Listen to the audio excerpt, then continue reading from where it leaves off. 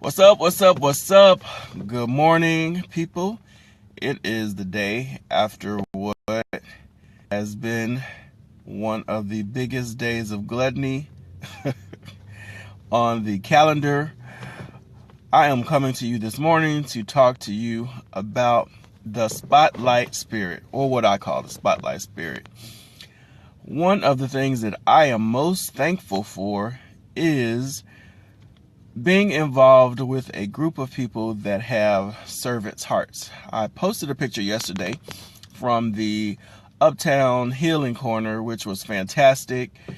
Worked with the Healing Corner, worked with my U-Turn board member and other community members, students and their parents from the school I work at. It was wonderful.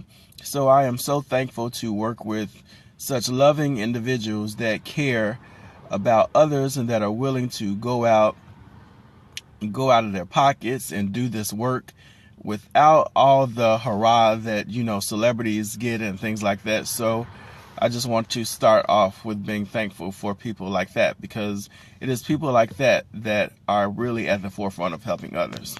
But now, on to the spotlight spirit. Of course, we know, hey, Phyllis, thank you. No, you're awesome. I try. It's just the stuff that I like to do. When I was growing up, I always said that I wanted to help people for a living. And I didn't go into social work because an older person said, oh, you're not going to make any money doing that. So I didn't go into social work, but I still do stuff that helps people. So I'm actually doing what I said I wanted to do, just in another manner. So this spotlight spirit, of course, when you go to a play or performance, they have a spotlight showing on the stage, and it's typically on the object or the person who they want to give attention to. And it kind of separates the darkness from the light, and you kind of hone in and zero in on the person in the spotlight. There are also people in our lives that have a spotlight spirit, and you see this spirit most of the time in group situations, in team situations, in situations where you have to collaborate. I also call this people who do not play well with others. Of course, growing up, there were other children, of course, because you're a child, that did not seem to play well with others. They wanted all the toys. They wanted not only the toys that they had, but they wanted the toys that you were playing with right next to them. They wanted all of the attention. They wanted just everything. They don't play well with others. So most of the times they play alone. They may play with the dog or things like that. But you kind of get the drift. This person does not play well with others. Well, growing up as adults, we tend to not get rid of those characteristics. Either we mature and we grow out of them, or they grow bigger and they have a bigger effect in our lives. And many of us are related to people. Many of us work with people. Many of us collaborate with people who have the spotlight spirit. You may ask yourself, what's wrong with wanting to be pat on the back or having the desire to be acknowledged? It goes much further than that. This spirit is so destructive that it can destroy the organization or the group. I know yesterday I was posting about watching Unsung, and it was amazing of how so many groups that we love to hear sing and perform were destroyed by the love of money, and also the need for one or two people to have the need for the attention to come to them. So like the groups disbanded, and we never got to see them perform collaboratively again. When we're in groups, when we're working in collaborations, and somebody's individual needs overshadow what the group needs to be doing, or what impact or effect that's supposed to be having, that is the spotlight spirit at work. somebody that is really not caring about the group, is not really caring about the progress as a group, because all of us are going to work on our own individual things. That's normal. That's natural. However, this particular person just cannot seem to go forward or work unless they are getting all of the attention, unless their name is being called, unless their name is on the marquee, unless someone is stroking their ego. This is a very, very dangerous person, almost poisonous to progress as a group.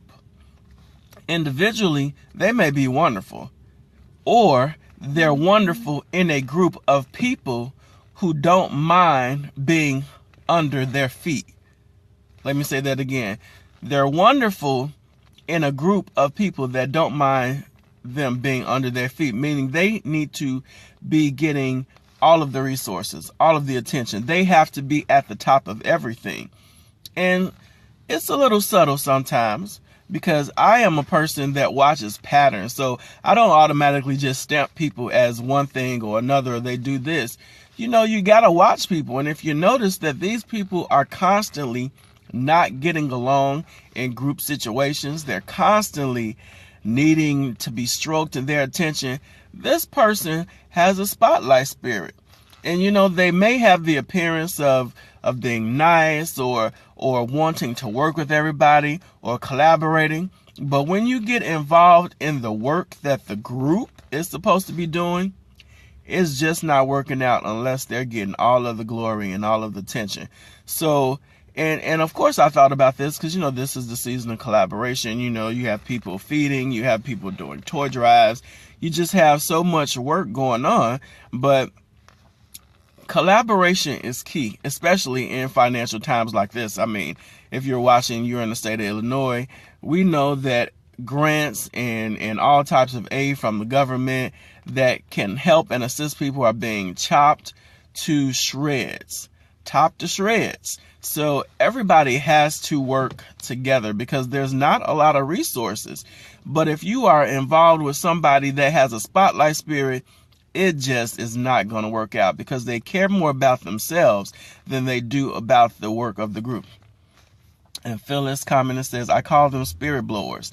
They are everywhere, manipulating those around them. They latch onto those who have low self-esteem. They convince everyone that they are doing everything to benefit the group. Exactly, Phyllis. Exactly. Spirit blowers, that's another term for them. It's like, and they're really not nice people. They put on the appearance of being nice people, but it has to always be about them. And I'm not a big basketball fan or player, but I did play, backyard basketball with my friends. It was like that one person that if you don't make them the star of the team, they want to take their ball and go home. It's like, I'm the star and it's my ball and we're going to do it my way or else I'm going to leave and nobody's going to play. This is the spotlight spirit or the spirit blower. It's like they are willing to wreck everybody's time. They are willing to shut down the holiday party, the Thanksgiving party, simply because they cannot be the center of attention. It's not always an explosive situation. Sometimes it's really, really subtle. But keep your eye out for the spotlight spirit.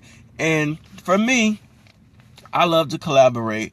I love to help people. But sometimes, you just cannot work with this type of person because you're trying to do a work, you're trying to help somebody, you're trying to bring somebody through. And they're more focused on their personal endeavors than they are the work of the group. It's like crazy. We've seen tons of examples in the R&B industry, well, in music in general.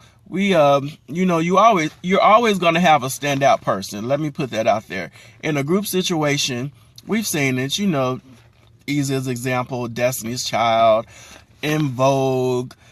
You're always going to have a standout personality in a group dynamic. You're always going to have someone that people gravitate to more than other people. That's natural. There's nothing wrong with that. But when you have a person that demands, right, exactly, Dakari. When you have a person that demands that they be the center of attention, or they are not going to collaborate, that is dangerous, because the work that you are trying to do will suffer and oftentimes will be destroyed.